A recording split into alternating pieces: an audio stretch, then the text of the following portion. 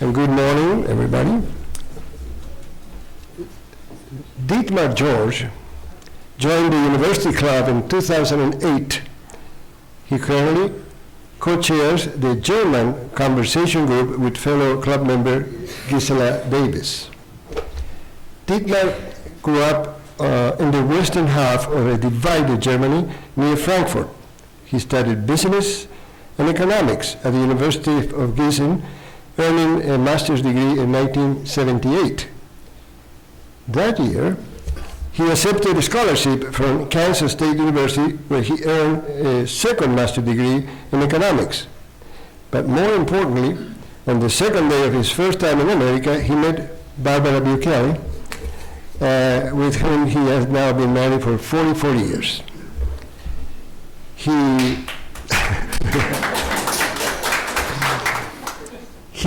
As an entrepreneur, he co-founded an institutional real estate investment firm with international operations.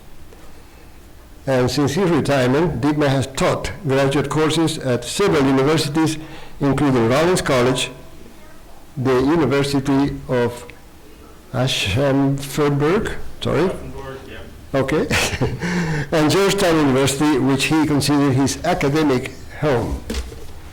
Dietmar has delivered several presentations here at the University Club, including the history of economics, a book review on Adam Smith, the 100 Years of Greater Berlin, and also he talked about the Weimar Republic, and last year he talked about Bismarck, how Bismarck unified Germany. So Dietmar has dual German and American citizenship and spends about 8 months of the year in Menlo Park and the other 4 months in Berlin, where their youngest son lives with his wife and 2 grandchildren, with he converses only in the German language. Now his presentation today is World War I, Causes and Origin. And on behalf of the History Group of the University Club of Menlo Park, it gives me great pleasure to introduce Dietmar George.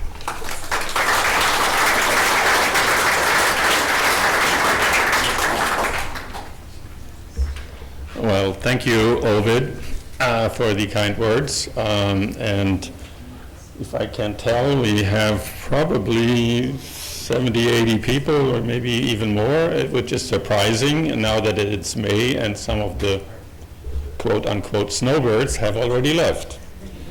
I had no idea that so many things happened on this May 20th. I guess in honor of Levi Strauss, I am wearing his Bluetooth. But I did not know that. Ovid has kindly invited me to topics usually associated with modern German history, and today makes no difference. And I will get into that fairly soon. I'll do it right now. Last year, we covered 1848 to 1888, the Bismarck period in Germany, or the period when Germany was unified.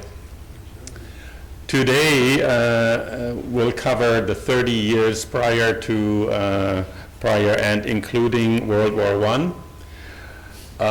Causes, origins, and the question of war guilt for World War I covered 2 years ago the Weimar Republic, Germany's first republic, and the prior year in 1922, 100 years of Greater Berlin, the rise, fall, and re-emergence of Germany's capital.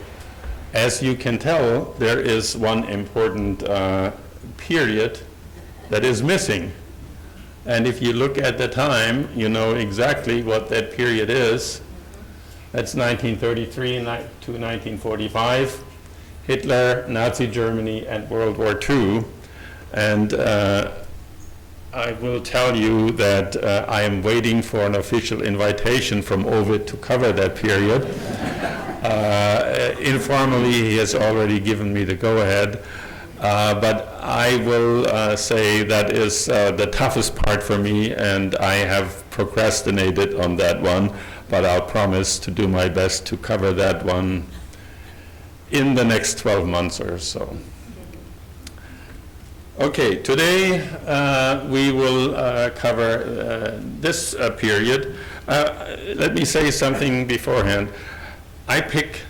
He has invited me to other topics, but I pick only topics that interest me as well and where I can learn something for myself. And I must say I've learned a lot covering these subjects, and today's period is no difference.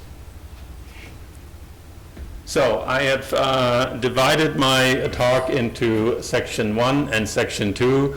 In section 1, we will talk about the World War I and put it in perspective. I am not a historian, and I'm not a military historian.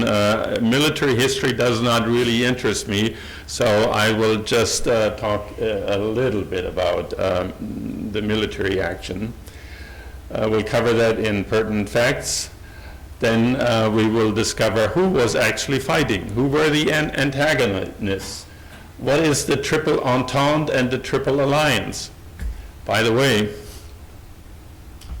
the first 3 months of this year, I was on a cruise from Abu Dhabi to Tokyo, and we had team trivia on the ship, mostly on sea days. And one of the questions was, what was the alliance between England, France, and Russia during World War I called? Nobody knew the answer but me. But only because, and it took me 10 minutes, to come up with it. I have a problem, and some of you may have that also. It's called memory recall. We know that we know the answer, but it is so deep buried in the hard drive that is our brain that we have a hard time coming up with it. Which is, by the way, the reason I have not participated in University Club's trivia events. Until last month, I came back for the first time. If any of you has an idea of how to improve memory recall, I'll gladly listen.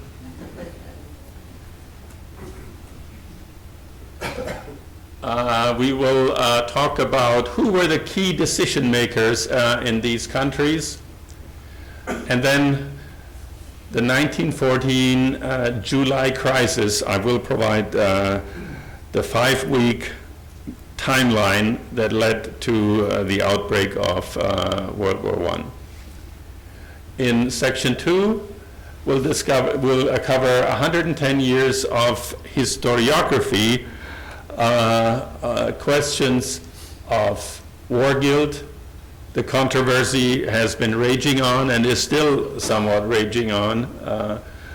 But more importantly, I would like to cover the real changes that happened in the 50 years prior to World War I that, in my opinion, were the causes of World War I. 100 years after the outbreak, there was the centennial debate. There was a vast number of new research articles, but mostly books that covered World War I, and some of them, especially this one, I have it here. It's called, it's written by an Australian historian who teaches at Cambridge, who has studied at the University of Berlin, is fluent in English, of course, in French and in German, is married to a German, and is qualified better than anybody to talk and write about World War I or matters that pertain to European history. I liked the book so much, and I like his writing and his research, that I will read his other books as well. He is a very gifted author and historian. Okay, without further ado, we will continue. And I'll give you this spoiler alert. I have argued whether I should do that or not. An English historian wrote this. Why did it go back?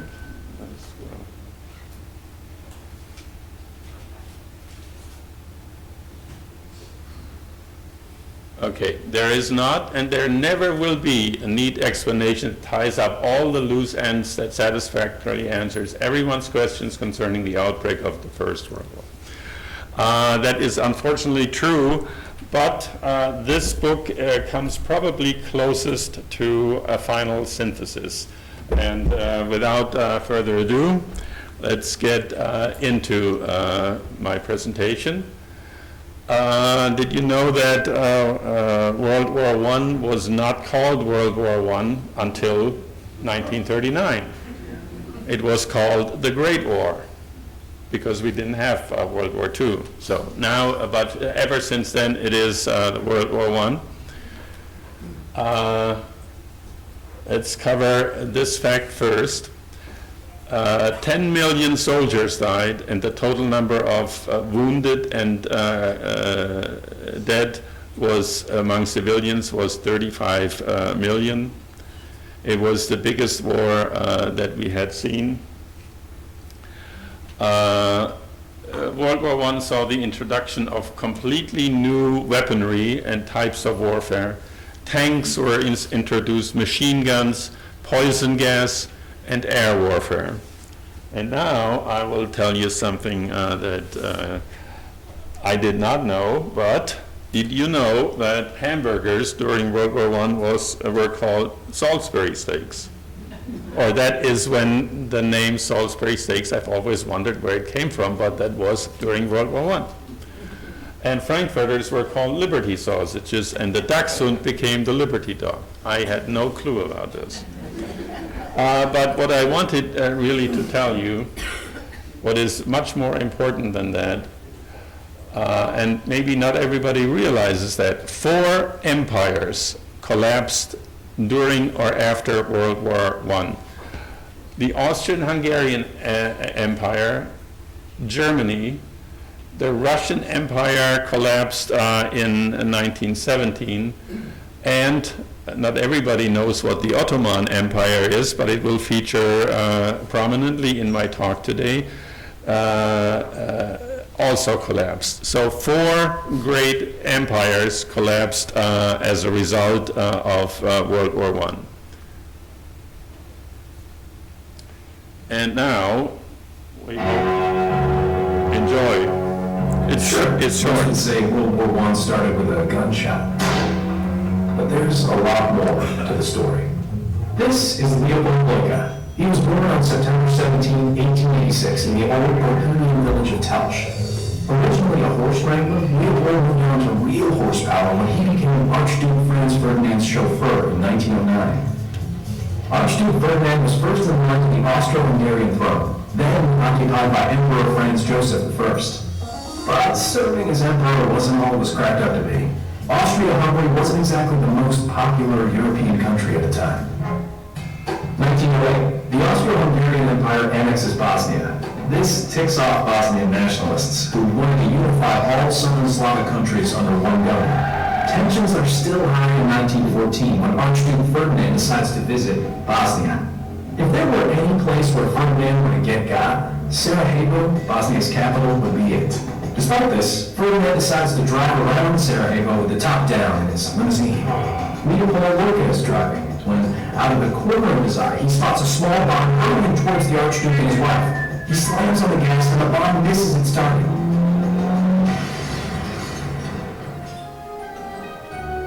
The bomb was thrown by Nedeljko Tribinovich, a member of the Young Soviet Nationalist Movement. There are a few injuries, but Ferdinand and his wife are unharmed. After gathering the bearings, Leopold drives on to a scheduled meet and greet between the Archduke and local officials. The officials want to take the Archduke on a tour of the city, but Ferdinand instead decides he wants to visit the wounded victims from the bomb attack. He gets back into the car with his wife and has Leopold drive off to the hospital. In all fairness to Leopold, he didn't know the exact route. no map, no GPS. He made a mistake and turned onto the wrong street. Unfortunately for Leopold and the rest of Europe, this was the street where Gavrilo Princip, one of the co-conspirators of the earlier assassination attempt, happened to be having a drink. Princip can't believe his luck. He has an opportunity to finish out what he started earlier that day.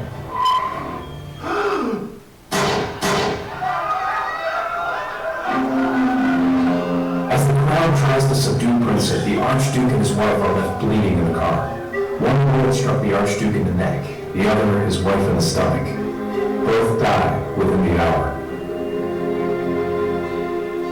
In response to the assassination of the heir to its crown, Austria-Hungary seeks support from Germany. Germany agrees, and Austria-Hungary declares war on Serbia. Russia, Serbia's ally, mobilizes its forces, and as a result, Germany declares war on Russia. Russia's ally, France, then mobilizes its forces, which causes Germany to declare war on France. In turn, Great Britain declares war on Germany. Austria-Hungary declares war on Russia, Serbia declares war on Germany, and France and Great Britain declare war on Austria-Hungary. The First World War has begun, and all because of a wrong turn.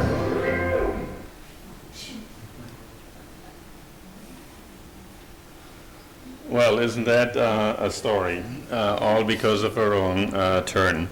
Okay, I hope you enjoyed that brief video clip.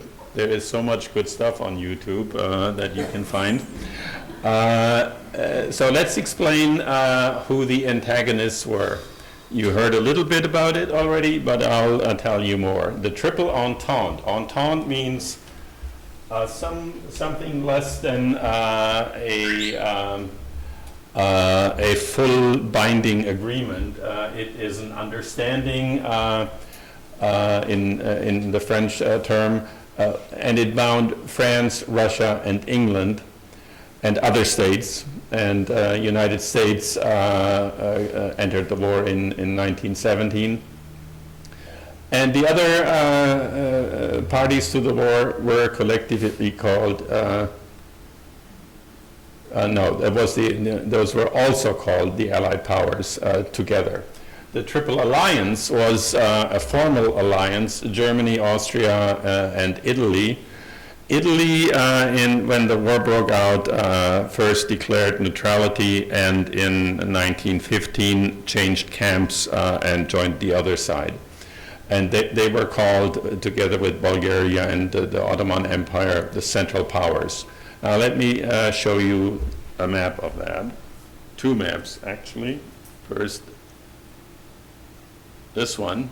So you can better see the Central Powers, and the Triple Entente is in green, and the Central Powers, Germany, Austria, and Italy, are in between the three others in there. And here is a more telling one. The black countries, including Australia, New Zealand, Canada, and the United States, fought on the side of the Allied powers against Germany, Austria, the Ottoman Empire, and these are the few colonies that Germany had. But most of the world was involved in World War I, and they fought against the Central Powers there. So one thing you might or might not know is that among the antagonists, the German Kaiser, the English king, and the Russian Tsar, they were cousins. Did you know that? They were cousins. They all had a grandmother, Queen Victoria. And when I've seen letters reproduced, when Kaiser Wilhelm wrote to Tsar Nicholas, he wrote, "Dear Nicky." And Nicholas wrote, "Dear Willy." And they probably also, I have not seen it, wrote letters to him and said, "Dear Eddie." Anyway, that came as a slight surprise to me. The key decision makers is the aforementioned Kaiser Wilhelm. He was the grandson of Queen Victoria and a cousin to King George V. He was the one who fired Bismarck, and that had grave consequences.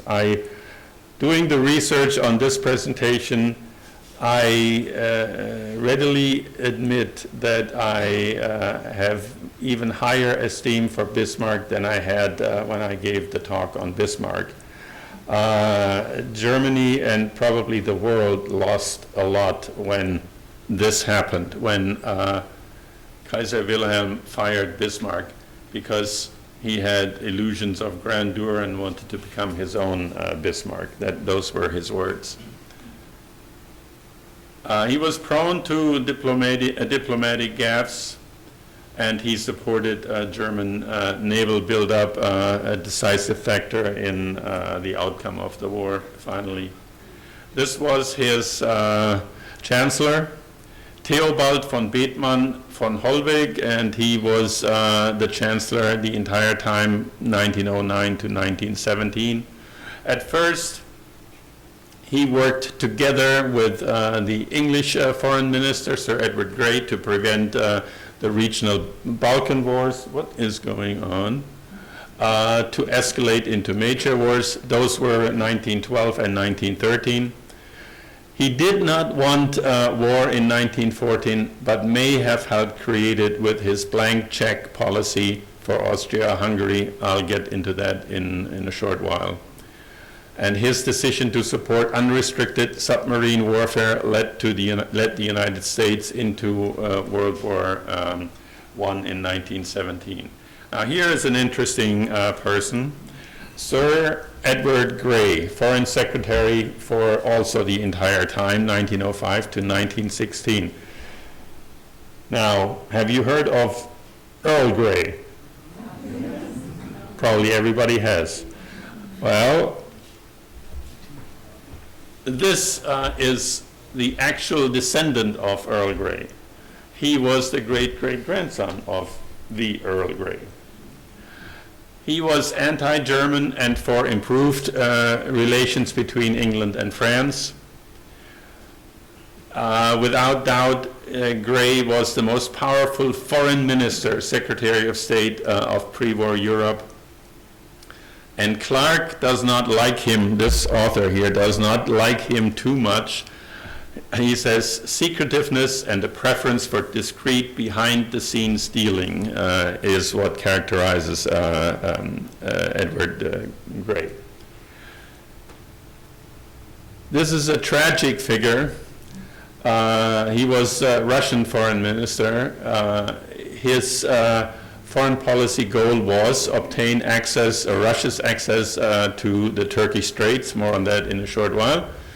He was actually born in Dresden, Germany, but he wanted peace on all fronts and initiated major agrarian reforms. Very unfortunately, he was assassinated in 1911 by a leftist revolutionary. He was behind Russia's support for Serbian independence against Austria and Hungary. Here is another crucial character, Raymond Poincaré, French foreign minister and then prime minister. During Edward Grey's tenure in England, France had no less than 15 different foreign ministers. So there was no continuity in that. He was born in Lorraine, and when Germany annexed Alsace and Lorraine after the German-French War in 1871, at age 10 he left Lorraine, and that continued to be a thorn in his and France's side against Germany. But for France alternated between England and Germany as their number one foreign adversary.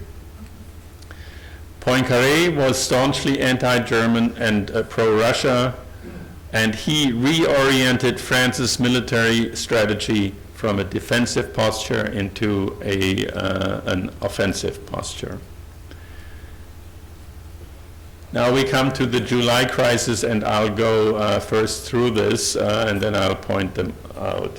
And was too fast. So you need to tell me stop right there. Okay. It started, as we saw in the little video clip, on June 28th.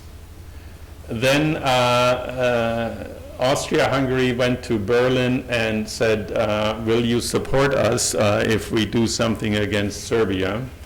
And Germany said, yes, we will do whatever it takes. That's the blank check. Austria-Hungary puts a sharply worded ultimatum to Serbia in July 23 with conditions that are basically impossible to meet by any sovereign nation. And I'll explain that in a little bit. The ultimatum was a 48-hour ultimatum, and Serbia didn't satisfy Austria, so Austria declares war on Serbia, whereupon 3 days later Russia mobilizes its forces, and another day later Germany and France mobilize, and the British declare war on Germany over Germany's threatened a breach of Belgian neutrality, and Germany invades Belgium, and the war begins. So the total is 5 weeks, and this is what we call the July crisis of 1914. This is one of the last known photos. June 28th actually was a day of shame for the Serbs, because they remembered their defeat against the Ottoman Empire in 1389, so 500 years later they still remembered that. It also happened to be this couple's wedding anniversary. 6 young Serb nationalists had been chosen by the leader of the Serb military intelligence to carry out the assassination. As you saw, a bomb attack had failed earlier, slightly wounding the Archduke's wife. And this warrants elaborating on just a little bit. There is a discussion going on with the historians whether the Serb government knew what its military intelligence chief was doing. Did the Serb government know and protect its military intelligence arm to carry out this assassination? It is a fact, and that the head of the military intelligence selected, hand-picked the 6 young Serb nationals, trained them, and provided them with the weaponry, the bomb and the guns to carry out that assassination. So one day after June 28th, the military, ambassador, I forgot his name, let's see, no, Austrian ambassador, oops.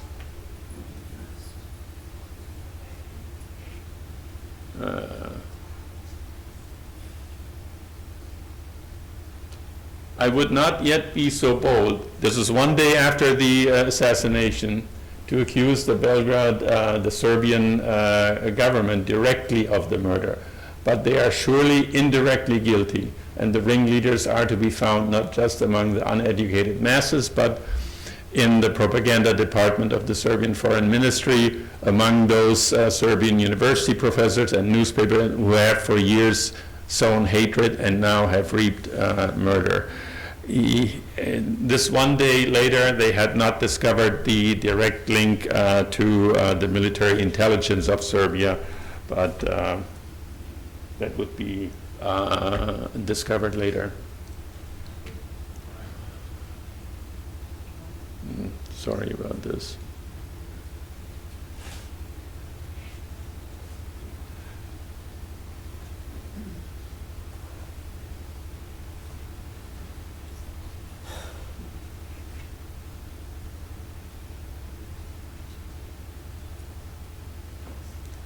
So a week later, after June 28th, in Berlin, Kaiser Wilhelm of Germany pledges his country's unconditional support for whatever action Austria-Hungary chooses to take in its conflict with Serbia. I would assume, or historians have long discussed whether this blank check, whether Germany realized what could happen if Austria-Hungary declared war with Serbia, whether this would come to a European or world war that has not been decided yet. Here is the 10-point ultimatum to Serbia. Points 1 and 3 and 4, 6, and 8 are not so controversial, but points 5 and 6 were the most controversial, as they demanded, as Austria demanded involvement in the criminal investigation into the assassination plot. More or less would be the same as Mexico or so would demand access to FBI investigation or something like this. It's something a real sovereign nation cannot tolerate. So Serbia did not accept the ultimatum, and this was the headline in the New York Times. Brutal tenor of Austria-Hungarian note to Serbia makes its acceptance impossible. So this is how a declaration of war 110 years ago was worded. This is from the Austrian emperor. It was my fervent wish to consecrate the years which, by the grace of God, still remain to me to the works of peace, and to protect my peoples from the, and he speaks about peoples, more about that later, from the heavy sacrifices and burdens of war. Providence in its wisdom has otherwise decreed.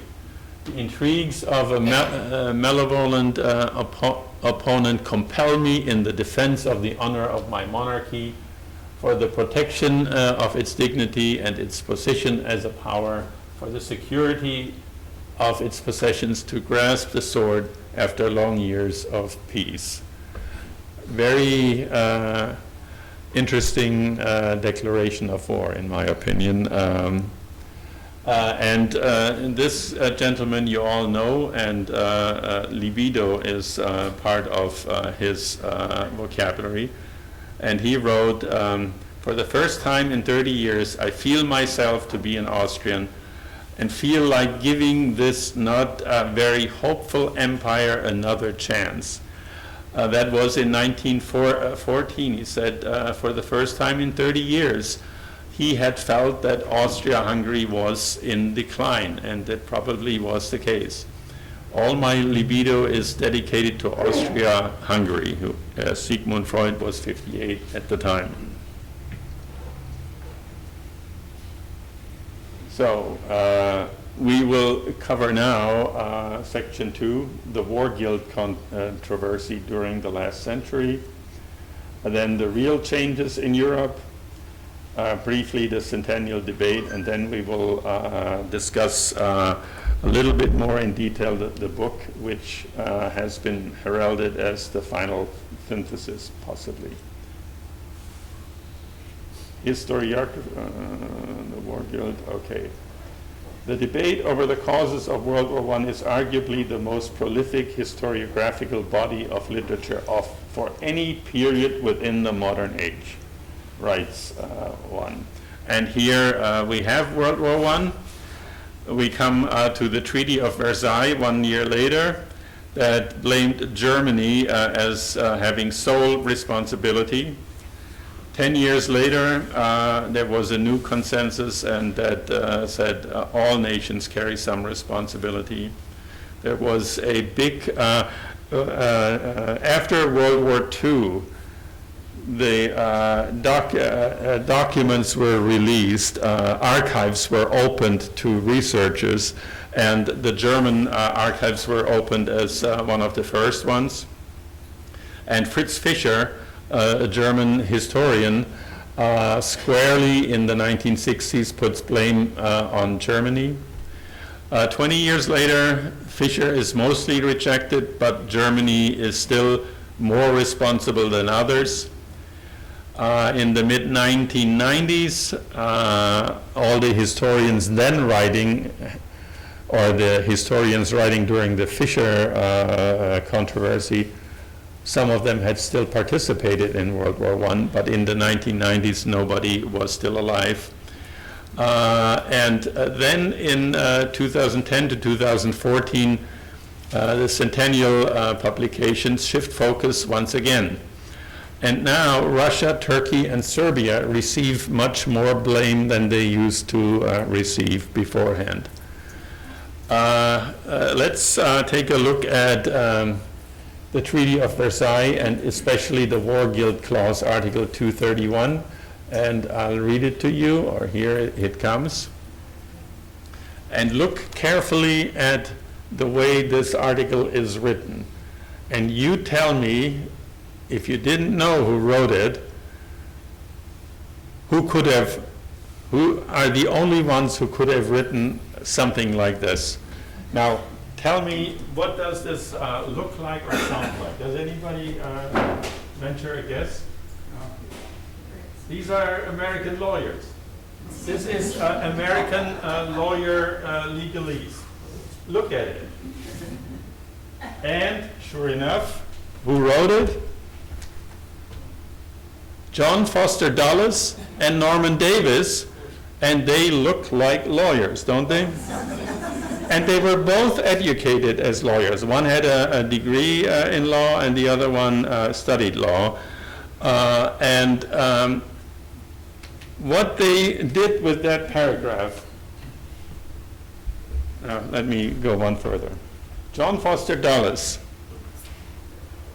20 years later, wrote that he was surprised that the article could plausibly be, and in fact was, considered to be historical judgment of war guilt. That's not what he intended. He just wanted to lay the ground for the reparations to come from Germany. So they put that clause in there, and he further noted that the profound significance of this article came about through accident rather than design.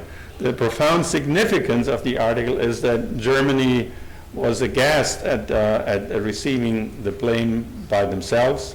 It had a major contributing effect in the Weimar Republic of the rise of Hitler's Nazi party, and some have gone so far and blamed it all, this war guilt clause, on the rise of Hitler. So, American lawyers again. The Fischer controversy, I think I will skip that. Sorry. Now that I have done it, I can't stop it. But anyway, he said Germany was responsible for World War I, if not solely, then almost exclusively. Ever since December 1912, did Germany prepare for a war of aggression as it feared Russia's increasing military strengths. We have to act now before it is too late. And the reaction to Fischer was mostly positive outside Germany and mixed within the German historians' profession since the 1990s. And his thesis of single nation responsibility has given way to multinational explanations simply because the war archives of other nations, France, Russia was the last archive to be open and may still not be completely opened, had been opened. And in the Centennial debate, Russia received most of the blame by an American author in 2011, France received most of the blame. England received quite a bit of blame. And even Austria, who had deferred to Germany to protect it, was singled out as having caused the war. And then came this book, The Sleepwalkers, by Christopher Walker, that said, no, all of them, none is solely responsible, all are responsible. More on that in a little while. The governments, as early as August 1914, started issuing their excuses and their documentation. Germany was the White Book, Yellow Book. That's what this is what the German White Book looked like. And then in the Weimar Republic, Germany was again the first that did a 40-volume documentation of documents that wanted to avert blame from Germany, and the other nations did it as well. And I have one marvelous quote from the English one. This gentleman, Harold, is misspelled here. It's Temperley. This is the English book that was offered in 1932. And you can buy that online in the first edition for 1844. But this gentleman, one of the co-authors, said, "We cannot, of course, tell the whole truth." And this is true for all the documentation. They are selected. Even some are manipulated and changed, so historians have a big problem with these official documentations.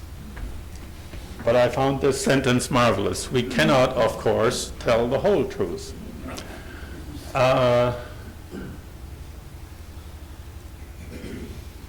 Okay, now we come, in my opinion, what really led to World War I.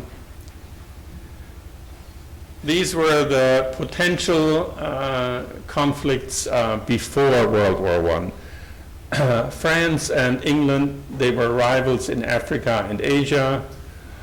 England and Russia were rivals in Persia and Central Asia. Italy and France were rivals in Northern Africa, mostly Algeria and Libya. Russia and Austria had conflicting interests in the Balkans, very important. Austria and Italy were rivals in the Adriatic, and France harbored revenge for the war in 1870 and the loss of Alsace-Lorraine. So lots and lots of potential for conflicts. Here is what really changed the landscape after Bismarck. This was still when Bismarck was in charge. Germany had an alliance with Austria and with Italy, but very importantly, it had a reassurance agreement with Russia. Germany has always feared to be having a two-front war between France and Russia. The French army was the second most sophisticated army behind the Prussian army, and the Russian army was by far the most numerous army. So a two-front war on the eastern side and the western side was what Bismarck always wanted to prevent. But when Bismarck left in 1988 or 1990, this reassurance agreement was lapsed and was not renewed, which gave rise to France, Russia, and Britain to enter into an informal entente in 1890. And so we now have two blocks, this block and this block, and the seats for a military confrontation were set. This is the Austrian-Hungarian Empire, and you can tell it is multi-country, multi-language, and multi-ethnic. And this is where the trouble started. And I'll go one step further back, because in the mid-19th century, when the question of German unification came up, there were three possible solutions, and let me show them all. This is Germany and Prussia, and this is Austria-Hungary. This was called the Greater Austrian Solution, Germany led by Austria-Hungary, without Austria-Hungary having to give up part of its empire. To tell the truth, Austria was the leading German language nation in this conglomeration of states and kingdoms that was called the Holy Roman Nation of German origin, the Holy Roman Empire of German nation. This solution was not accepted. There was another way of doing this. It was Prussia and the German-speaking part of Austria-Hungary, which would have meant that Austria-Hungary would have given up Hungary and the other countries here. That was also not selected because Austria didn't want to give up. What Bismarck pushed through in the end was Germany led by Prussia. This is Prussia here, without Austria-Hungary. This is called the Lesser German Solution. Now, it is moot to speculate how history would have unfolded had solution A or B been selected, but it is what it is. This was what was done, and the result of it is this is left over from the former Austrian-Hungarian Empire. Today, Austria is 1/10 of a reunified Germany. So it had been the leading German language nation for centuries. Prussia's rise began to challenge Austria's leadership in the German lands.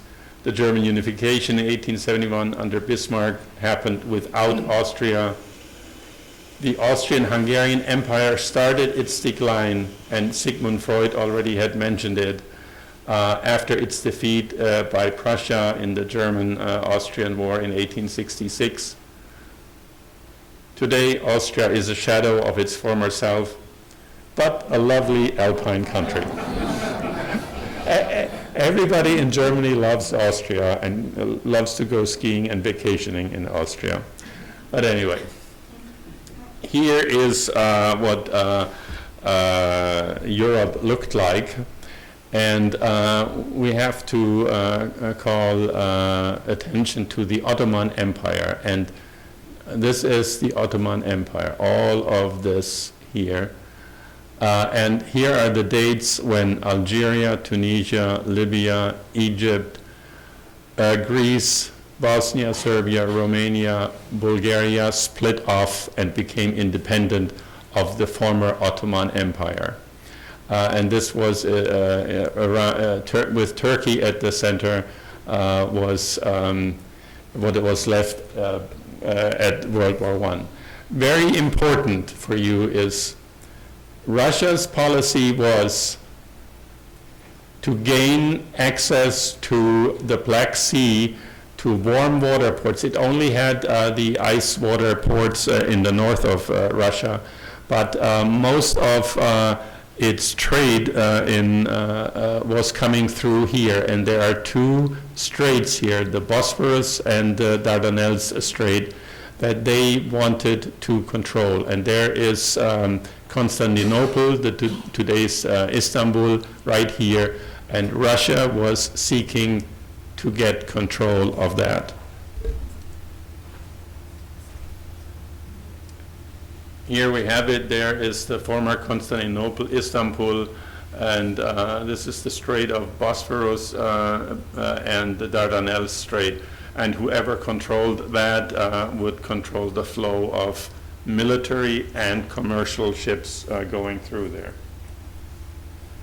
And this is what the the British Empire looked in before World War I. Far-flung, important holdings. And what does it look like today?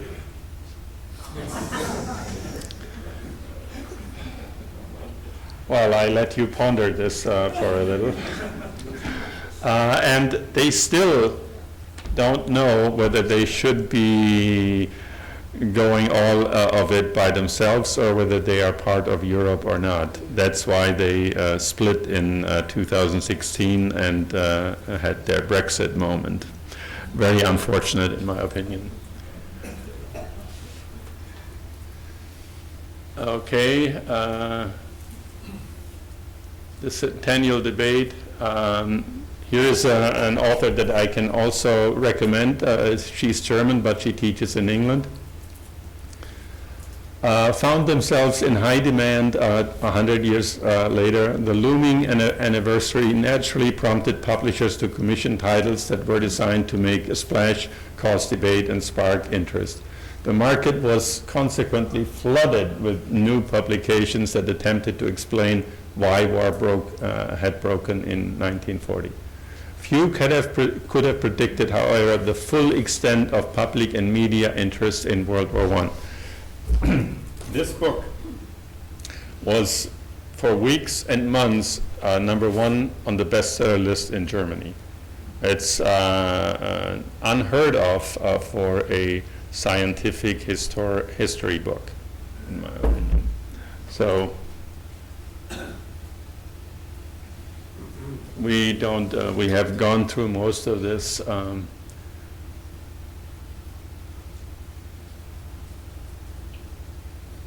I've gone through that already. So this is the book here.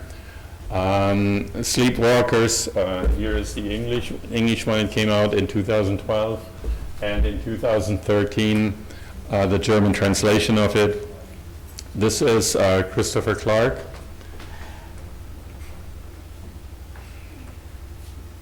He is Australian, but has lived most of his life, his adult life, in Europe, teaches European history in Cambridge, was knighted in England for his services to Anglo-German relations.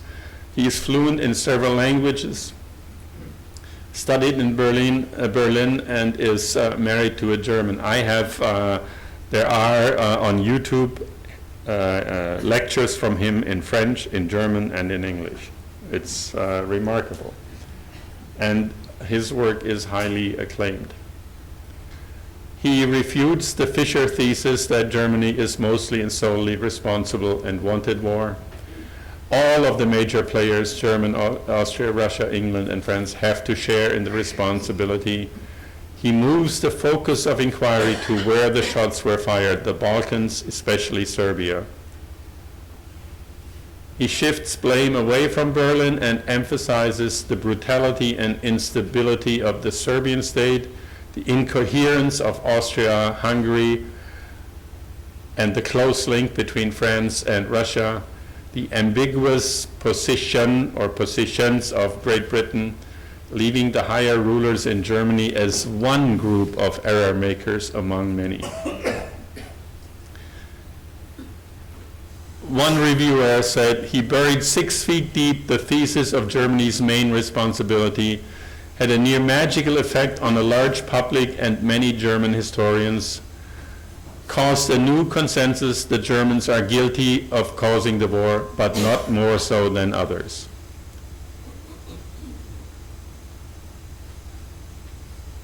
And he is responsible for causing an erosion of the German war guilt paradigm. As I said, on YouTube you can Google him and you will find 1-hour lectures in several speeches, but mostly in English, of course, and I can highly recommend it to him. And having said this, I think I will close and we are at 11 o'clock, so I've timed it perfectly, and I leave open room for some. Thank you. Thank you, Dick. We enjoyed and well done. Any questions from the audience?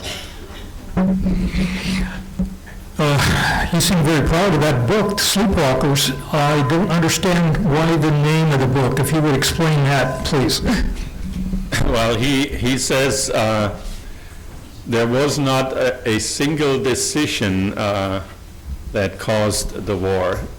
The decision makers walked into this like sleepwalkers. They were not fully aware of the consequences. He also uses a phrase, this was a high-stakes poker game, and they were bluffing, but actions do have consequences. I think it's an apt title, and I highly recommend it. You have to get through the first 150 pages, because he, for the first time, in great and gory detail, tells the story of what happened in Serbia from 1900 to 1914. And it's well worth reading it. But when I first started reading it, it took me a while to get through that. Okay. Yeah, at the end of the war and the Trianon Pact, Hungary was particularly punished and extremely severely in comparison with all the others. And Hungary appeared to be just dragged into this. So why was Hungary so uniquely punished? They lost half the territory, they lost half the population. Well, I beg to disagree slightly, because in my opinion, the biggest loser of World War I is Austria, and with it, Hungary. Austria lost basically 80 to 90% of its territory. Hungary, there is a question whether they were dragged into it. They were originally against declaring war against Serbia, but in the end they relented, and the structure of the Austrian-Hungarian Empire was such that important decisions had to be ratified by both Hungary and by Vienna. And in the end, Hungary agreed to declare a war on Serbia.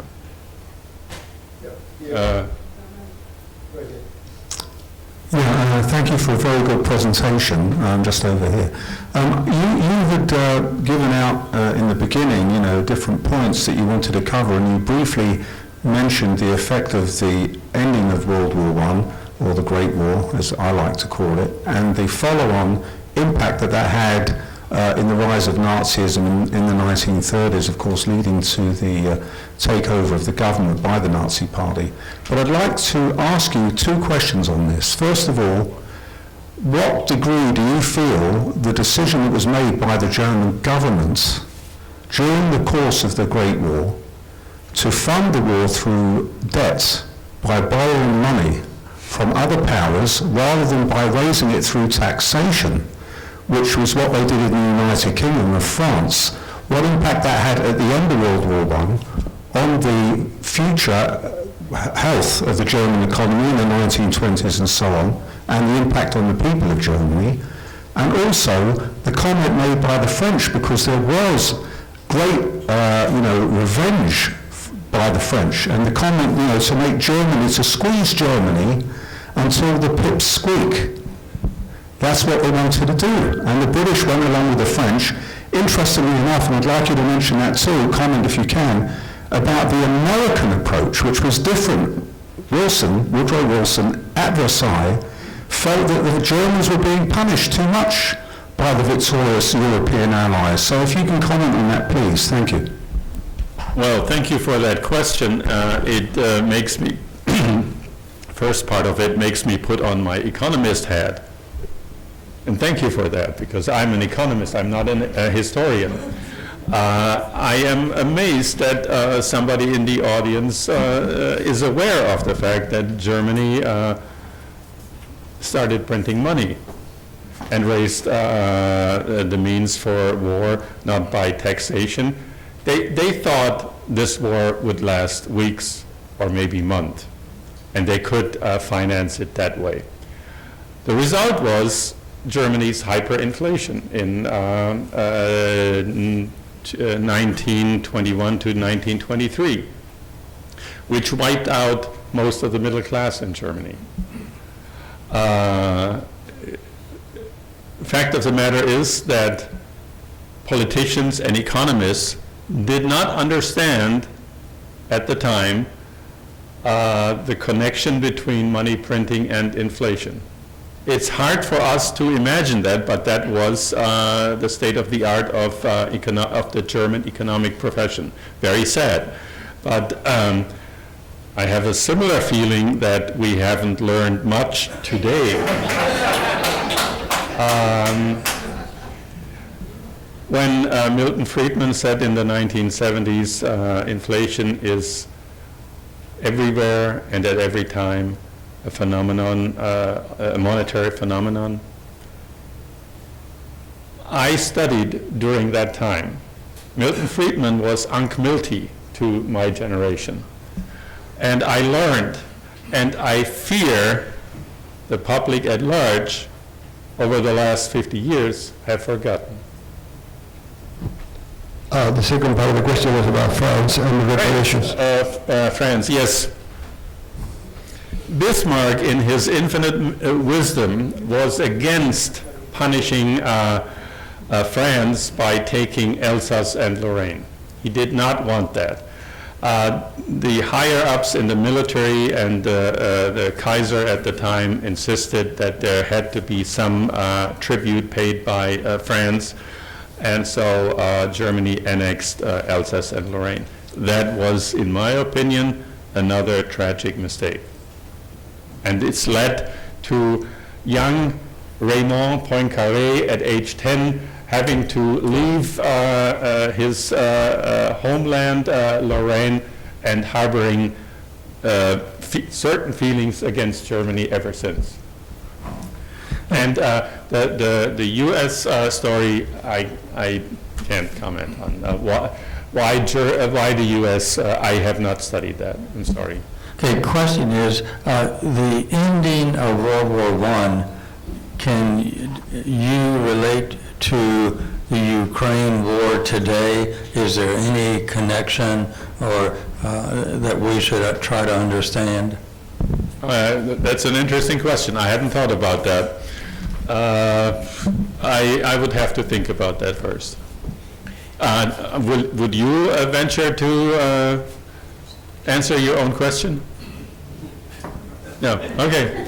Okay, but there is one clear connection, and that is Russia's desire to gain access to the Straits of Bosphorus and the Dardanelles and to gain warm water ports. And that is, that's where the Ukraine is as well. So Russia has always wanted to extend its empire south, at least before World War I.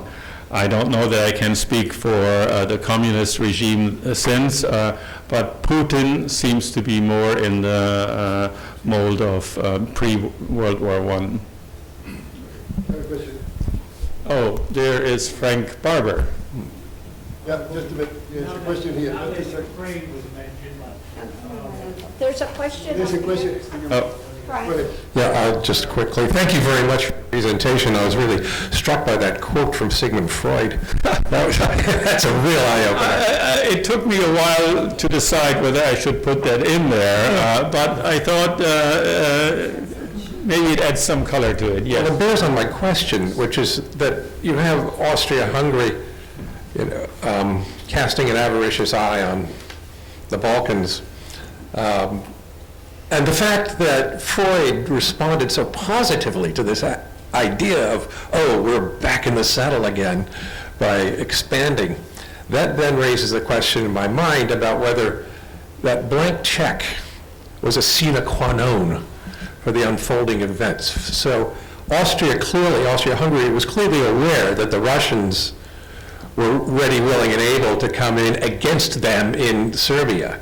And that's why they needed Germany's support. Now, if Germany had not proffered that support, then would Austria-Hungary have gone ahead?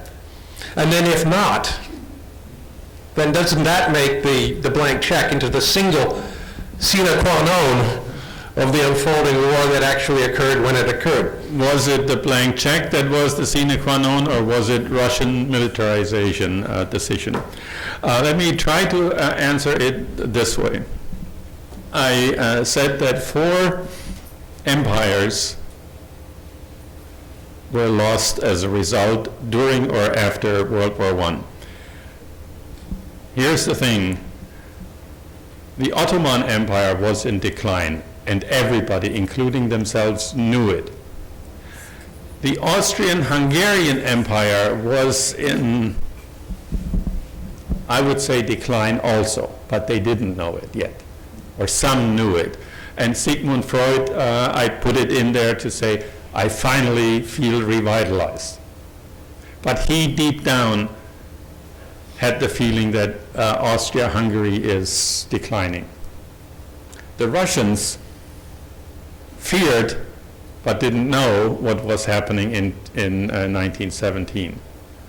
The only one who clearly didn't know anything was the German Empire. They did not know that 4 years later they would be gone. Okay. I have a question. In the Middle East, the Ottoman Empire was failing, and England and France, without Woodrow Wilson's help, decided to divide up the holdings of the Ottoman Empire. And the question I have is, as an economist, what was the motivation? Was it oil or what? I don't think oil was the motivation, but whenever an empire shows weakness or is starting to decline, there are others who are trying to grab territory. And this is what happened with the Ottoman Empire. And it exploded all in the Balkans. And that's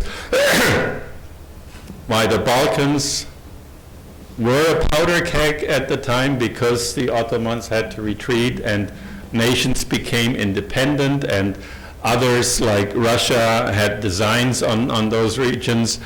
But even today, the Balkans are not stabilized completely.